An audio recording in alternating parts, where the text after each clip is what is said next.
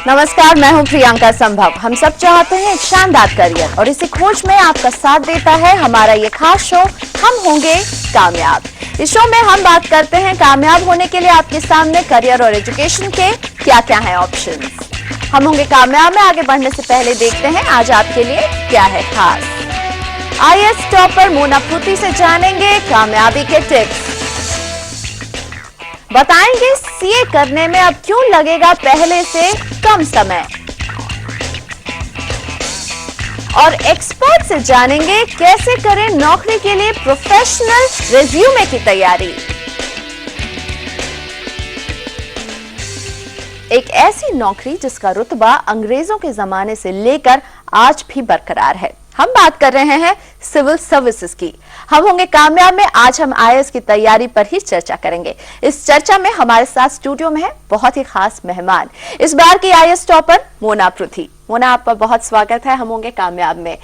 मोना, कड़ी मेहनत और इसके बाद अपने एक पोजीशन हासिल की है और आप रातों रात जो है लाखों युवाओं के लिए आइडल बन गई हैं। कैसा रहा ये पूरा सफर और कैसा लग रहा है? मुझे पता आप इस सवाल का जवाब देते देते थक गई होंगी। ये वाला मेरा तीसरा अटेम्प्ट था और सेकंड अटेम्प्ट में मुझे Indian revenue service customs and central excise मिली थी, जिसकी ट्रेनिंग मैं अभी कर रही हूँ।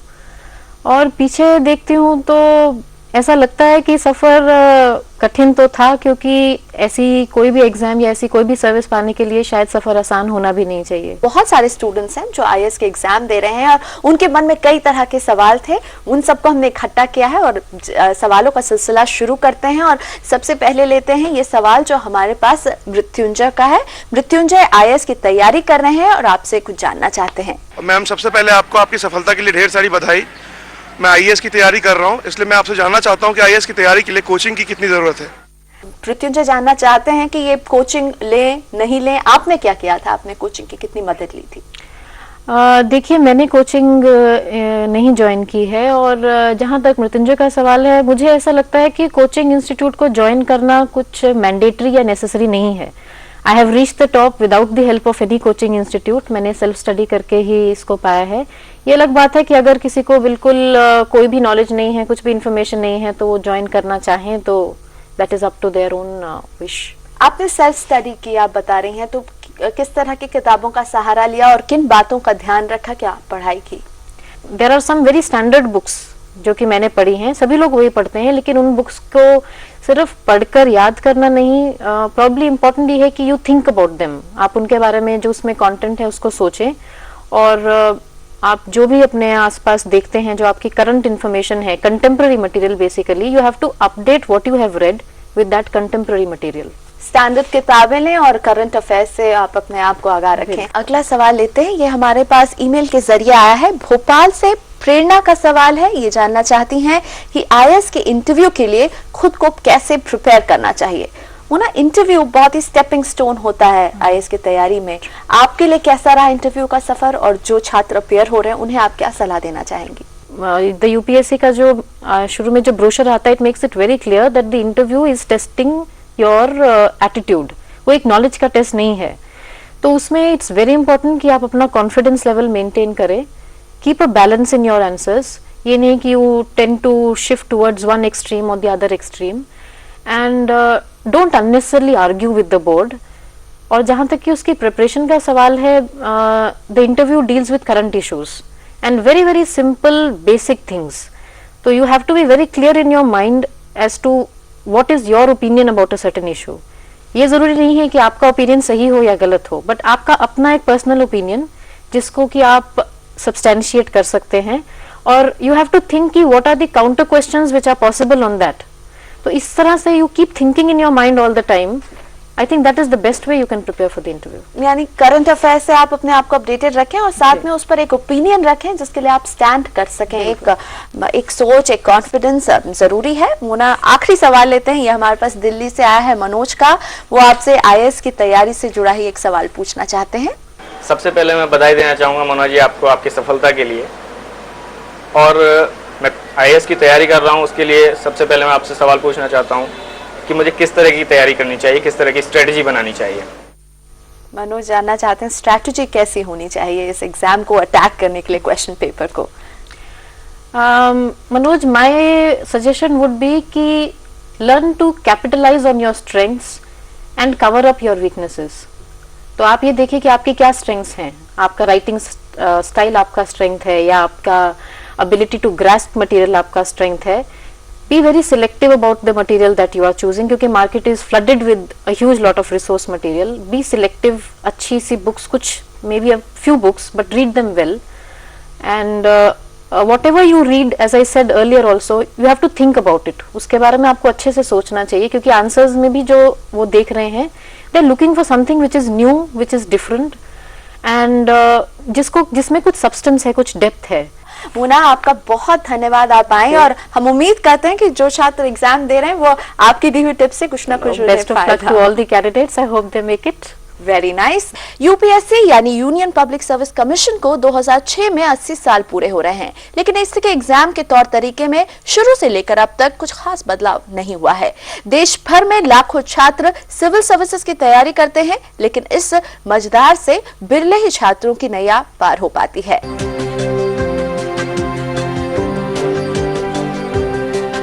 3 लाख कैंडिडेट्स, हफ्ते महीनों की तैयारी और पेपर को लेकर ढेर सारा डर। इन छात्रों ने यूपीएससी में आने के लिए काफी समय लगाया है, लेकिन कामयाबी अब तक नहीं मिली। यूपीएससी टोटली एक नशा टाइप से, और इसका सर्किल इस तरह का होता है, इस तरह भी सर्किल होता है कि अगर एक एग्जाम क्वालिफाई करते हैं, प्री क्वालिफाई करते हैं, मेंस आता है, मेंस क्वालिफाई करते हैं, इंटरव्यू आता है, और फिर इंटरव्यू में अगर फेल करते हैं, पास करते हैं तो आप अपर स्टेप पे हैं, फेल करते हैं तो फिर एक पीटी आता है। तो इस तरह विशेष साइकिल है इसका कि आप मतलब एंड अटेम्प्ट तक आपको लगता है कि मैं कहीं ना कहीं हूँ, एग्जिस्ट कर रहा हूँ, और इसमें 4-5 साल यूं ही गुजर जाता है। नियमों के मुताबिक जनरल कैटेगरी के छात्र इस एग्जाम में 4 बार बैठ सकते हैं। ओबीसी के लिए ये लिमिट 7 है, जबकि SC/ST छात्रों के लिए अटेम्प्ट्स की कोई सीमा नहीं है। Looking at 3 lakh people who appear and 500 people who will ultimately join, it looks a lot of national effort goes into seeking this 500 jobs. पहले अटेम्प्ट में बहुत कम छात्र ये एग्जाम पास कर पाते हैं। ज्यादातर छात्रों के लिए ये एक लंबी प्रक्रिया है। 600 में से एक छात्र इस परीक्षा में कामयाब होता है। ज्यादातर एग्जाम देते देते 30 साल की उम्र पार कर जाते हैं। छोटे शहरों से आने वालों के लिए ये चुनौती और भी मुश्किल है। Because the people even don't get the basic information of the examination system. So initially 1 or twice they just sit like that.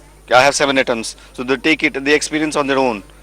जानकारों के मुताबिक इस परीक्षा का सिस्टम काफी पुराना हो चला है और सरकार को इसके तौर तरीके पर दोबारा सोचना होगा।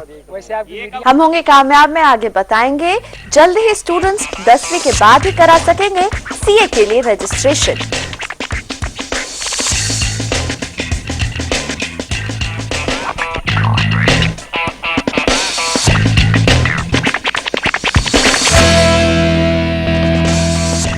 हम होंगे कामयाब में आपका एक बार फिर स्वागत है। चार्टर्ड अकाउंटेंट यानी सीए बनने के लिए छात्रों को अब 12वीं पास होने का इंतजार नहीं करना पड़ेगा। Institute of chartered accountants of India ने सीए के कोर्स और करिकुलम में बदलाव की सिफारिश की है। इस बदलाव के बाद स्टूडेंट्स 10वीं के बाद ही सीए के लिए रजिस्टर करा सकेंगे।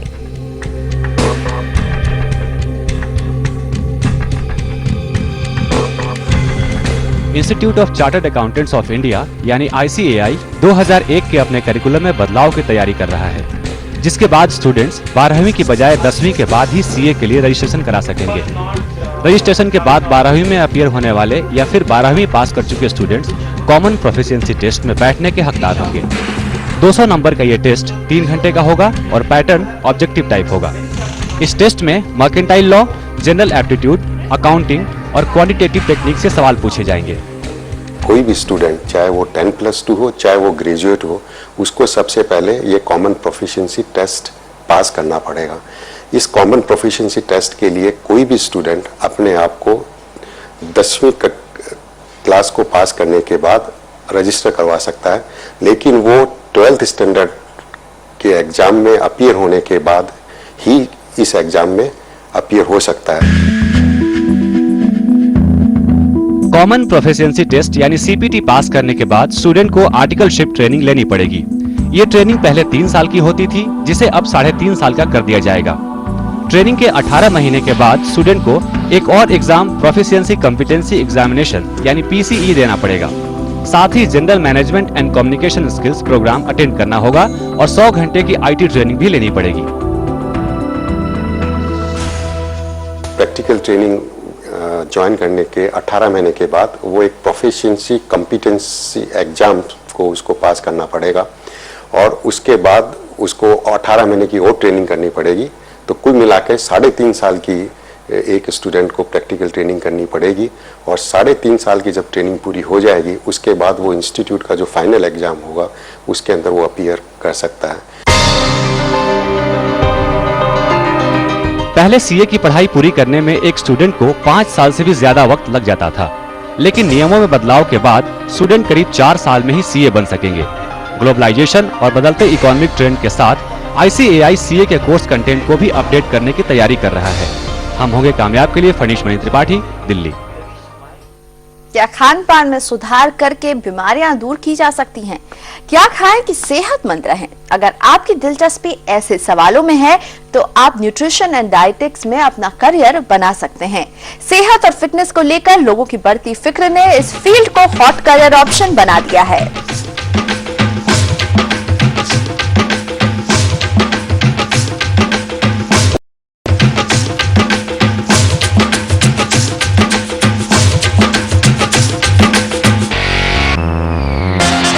लजीज खाना सामने हो तो सेहत का ख्याल कौन करता है। शहरों की भागती दौड़ती जिंदगी में बाहर का खाना, ब्रेड, कोल्ड ड्रिंक, पिज्जा और बर्गर जैसी चीजें लाइफस्टाइल का हिस्सा बन गए हैं। ऐसे खाने से मोटापा, डायबिटीज, हाइपरटेंशन, फूड एलर्जी जैसी दिक्कतें आती हैं। डाइटिशियन लोगों की खाने से जुड़ी आदतें सुधारते हैं और उन्हें सेहतमंद जिंदगी दिलाते हैं। सुंदर और सेहतमंद दिखने की चाह ने शहरों में डाइटिशियंस की मांग बढ़ा दी है। हर इंसान और हर ऑर्गेनाइजेशन चाहती है कि उनके लोग हेल्दी रहें। हॉस्पिटल्स में न्यूट्रिशनिस्ट की डिमांड है, कॉर्पोरेट्स चाहते हैं कि उनको न्यूट्रिशनिस्ट एडवाइस करें। फिर आपके जो वेलनेस सेंटर्स हैं जैसे स्पाज हैं या कोई भी वेलनेस सेंटर है वो चाहते हैं। आजकल स्कूल्स भी चाहते हैं कि उनके पैनल पे एक न्यूट्रिशनिस्ट रहे जो उनके बच्चों को सही खाने पीने का एडवाइस दें। तो जो स्कोप है मैं तो कहती हूँ बहुत ज़्यादा बढ़ चुका है और इतनी न्यूट्रिशनिस्ट की अवेलेबिलिटी नहीं है।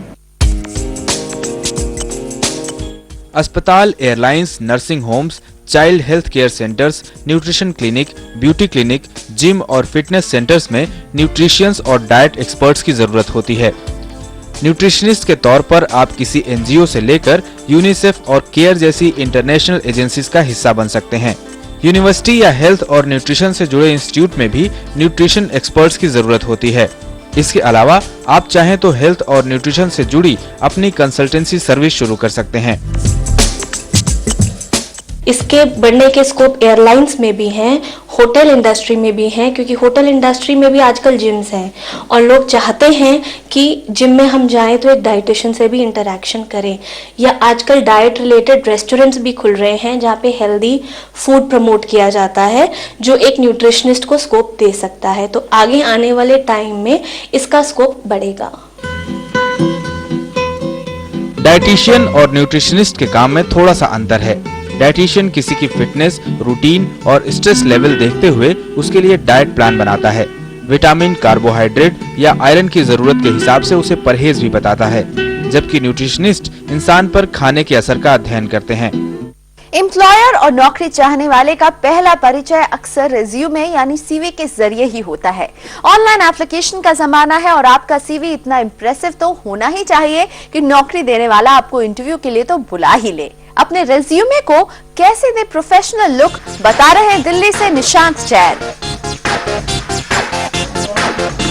रिज्यूमे के कई फॉर्मेट होते हैं। ये इस बात पर भी निर्भर करता है कि आप फ्रेशर हैं या एक्सपीरियंस्ड। किसी भी रिज्यूमे में सबसे पहले आना चाहिए आपका ऑब्जेक्टिव, जो 2-3 लाइनों से ज्यादा न हो। उसके बाद पर्सनल डिटेल्स और फिर एकेडमिक क्वालिफिकेशन की जानकारी। हायर सेकेंडरी से शुरुआत करके आखिर में प्रोफेशनल डिग्री की डिटेल्स डालनी चाहिए। अगर आप कोई लैंग्वेज या कंप्यूटर सॉफ्टवेयर जानते हैं तो उसकी भी जानकारी दे सकते हैं। जॉब प्रोफाइल में शुरुआत अपनी प्रेजेंट जॉब से करें, जिसमें जॉब रिस्पॉन्सिबिलिटीज, डेजिग्नेशन और कंपनी का नाम जरूर लिखें। इसके बाद एक्स्ट्रा करिकुलर एक्टिविटीज बताएं और 2-3 रेफरेंसेस की डिटेल्स लिख दें। इस बात का जरूर ख्याल रखें कि आपका रिज्यूमे ज्यादा चमक धमक वाला न हो। आपको ये दिमाग में रखना चाहिए कि आपकी रेज्यूमे जो है वो कोई ऐड नहीं है, कोई न्यूज़पेपर का जो ऐड होता है या फिर किसी आर्टिकल का कुछ इस तरीके कलरफुल आपने बना करके illustrations, full of illustrations and all. I don't advise that. Simple plain black colour आप यूज करें। रेज्यूमे में रेफरेंस का काफी अहम रोल होता है। इसमें अपने रिश्तेदार या किसी बड़े रसूख वाले का नाम लिखने की बजाय अपने कॉलेज के प्रिंसिपल या फिर अपने बॉस का नाम लिखें। आजकल एम्प्लॉयर्स आपकी पिछली जॉब के बारे में जानने की कोशिश करने लगे हैं, तो आप अपने बॉस से रिश्ते खराब न करें। रेज्यूमे के फर्स्ट पेज पर अपनी लेटेस्ट फोटो लगाना भी नहीं भूलें। The candidates nowadays tend to overrate themselves, जो कि सही नहीं है। आपकी झूठ जो है इट इज, आप क्यों अपने आप को एम्बैरस करना चाहते हो? आपने झूठ क्लेम करके अपने आप को अट्रैक्टिव बना करके अपने एम्प्लॉयर को बुला लिया, but the person who is going to hire you, who is going to spend money on you is not a फूल।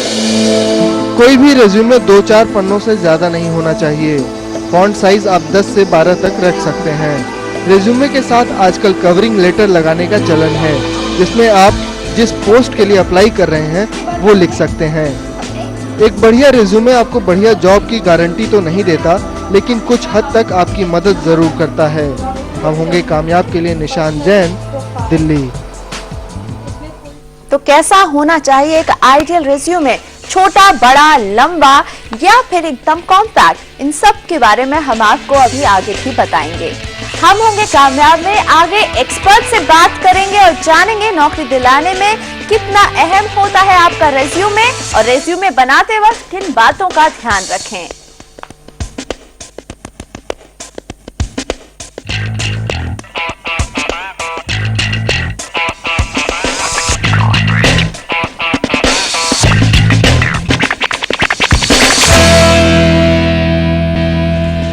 हम होंगे कामयाब में आपका एक बार फिर स्वागत है।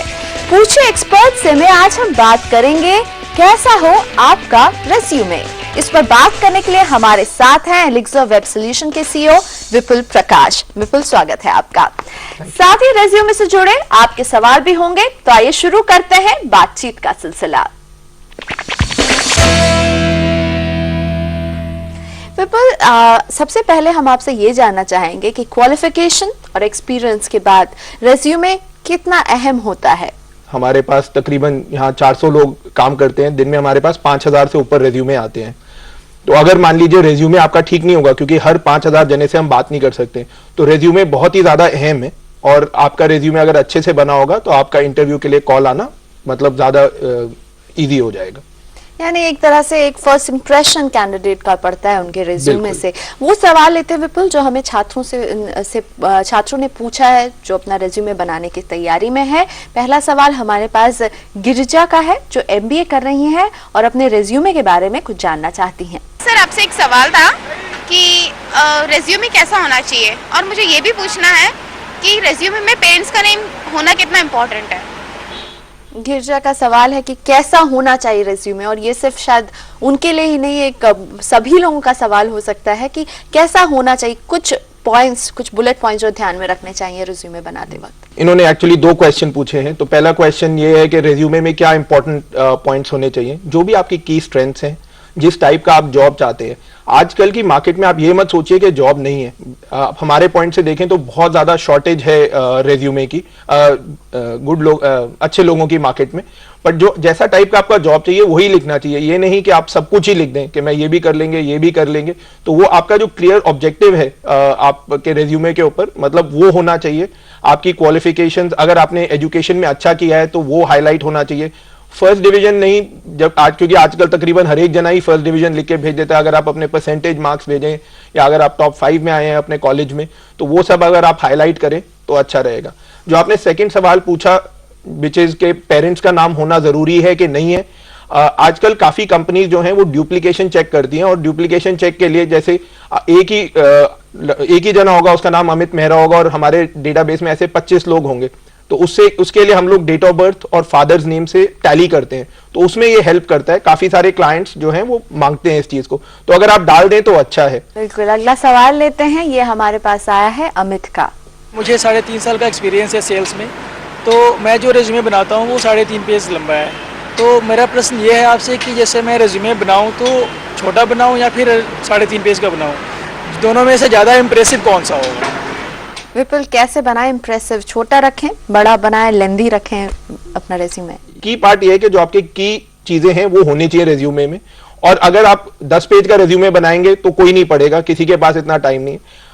मेरे हिसाब से जो आइडियल रेज्यूमे है वो 2 पेज के अंदर होना चाहिए आपके एक्सपीरियंस के हिसाब से। हाँ, अगर मान लीजिए आपको 15 साल का एक्सपीरियंस है, थोड़ा लंबा रेज्यूमे, क्योंकि ऑब्वियसली आपने जो किया है वो ज्यादा होगा। यानी कॉम्पैक्ट रखें, एक बैलेंस रखें, कुछ ज्यादा ना बताएं। अगला सवाल हमारे पास निकिता सिंह का है, जो इंजीनियरिंग की छात्रा हैं। उन्हें भी अपने रेज्यूमे के बारे में कुछ टिप्स चाहिए। मेरा क्वेश्चन आपसे ये है कि रेज्यूमे स्टार्ट हमें कैसे करना चाहिए? एजुकेशन बैकग्राउंड डालना चाहिए पहले या फिर अपना एक्सपीरियंस डालना चाहिए? निकिता भी उलझी हुई है कि किस तरह से शुरुआत की जाए। देखिए, जैसे मैंने आपको अभी पहले कहा, सबसे अहम चीज जो आप अपने रेज्यूमे में डाल सकते हैं वो है आपकी स्ट्रेंथ। तो अगर आपको लगता है कि आपकी एजुकेशन, जैसे मान लीजिए कोई आप बिल्कुल प्रीमियर ए इंस्टीट्यूट में गए हैं या फर्स्ट आए हैं या गोल्ड मेडलिस्ट है, क्योंकि वो चीज जो है वो रिक्रूटर की आई को सबसे पहले कैच करेगा, तो वो डाल दें। अगर मान लीजिए आप किसी बेहतरीन कंपनी में काम कर रहे हैं तो वो चीज आप ऊपर डाल दीजिए। अगर दोनों बराबर हैं, अगर आपका एंट्री लेवल का रेज्यूमे है तो एजुकेशन पहले डालिए, अगर आप एक्सपीरियंस्ड हैं तो अपना एक्सपीरियंस पहले डालिए। बिल्कुल, यानी अपनी स्ट्रेंथ, अपनी की एरियाज को आप पहले रेज्यूमे दिखाइए। एक आखिरी सवाल है रेज्यूमे के बारे में, जो मेरे जहन में भी रहता है कि एक रेज्यूमे में रेफरेंस कितना अहम रहता है विपुल? देखिए, जो as far as reference is concern, अगर आपका कोई अच्छा रेफरेंस है तो बहुत फर्क पड़ता है। सिमिलरली अगर किसी आप अपने सीनियर जो थोड़ा वेल नोन है इंडस्ट्री में, या जिसको आप प्रोफेशनली जानते हैं, कई लोग ये होते हैं वो कहते हैं भाई मेरे अंकल ये हैं, मेरी आंटी हैं, उनसे नहीं फर्क पड़ेगा उतना, ज्यादा फर्क पड़ेगा। मान लीजिए अगर जैसे मान लें आप किसी टेलीकॉम कंपनी में काम कर रहे हो और वहां के हेड एचआर जो है उनका रेफरेंस दे सकते हैं, क्योंकि आपको उनसे अवार्ड मिला है, या किसी नोन पर्सन का, मतलब known as in famous person का देंगे तो उसका काफी ज्यादा इंपॉर्टेंस होता है। विपुल, ये आपने जो बताया ये उनके लिए है जो नौकरी पेशा है और अगली नौकरी के लिए तैयारी करें, लेकिन वो जो छात्र हैं और पहली बार एंट्री लेवल में वो पहला रेज्यूमे जाएंगे देने के लिए, उन्हें कैसा रेफरेंस देना होगा? आइडियली अगर वो अपने किसी कॉलेज के प्रिंसिपल का या टीचर का रेफरेंस दे सकते हैं तो अच्छा है, मेरे ख्याल से वो काफी रहेगा। बिल्कुल, यानी विपुल ने जो कुछ बातें कही है मोटा मोटी कि आप अपने की एरियाज को सबसे ऊपर ध्यान दें और कभी भी बढ़ा चढ़ा करके अपना रेज्यूमे नहीं दें। विपुल, आप हमारे स्टूडियो में आए, इतनी सारी काम की बातें बताएं, इसके लिए धन्यवाद आपका। तो ये थे आपके सवाल और एक्सपर्ट्स के जवाब। अगर आपके मन में भी करियर या एजुकेशन से जुड़ा कोई सवाल हो, कोई परेशानी हो, तो हमें बताइए, हम आपकी मुश्किल दूर करने की पूरी कोशिश करेंगे। आप हमें ईमेल के जरिए अपने सवाल भेज सकते हैं। ईमेल में अपने शहर का नाम और अपना फोन नंबर जरूर दें। हमारा ईमेल आईडी है hk@moneycontrol.com। इसके अलावा आप जॉब्स और एजुकेशन से जुड़ी और जानकारियां हमारी वेबसाइट moneycontrol.com से भी ले सकते हैं। हम होंगे कामयाब का आज का सफर इतना ही। अगले हफ्ते आपके लिए हम फिर लेकर आएंगे बेहतरीन करियर से जुड़ी कुछ और काम की बातें। तब तक के लिए इजाजत दीजिए, नमस्कार।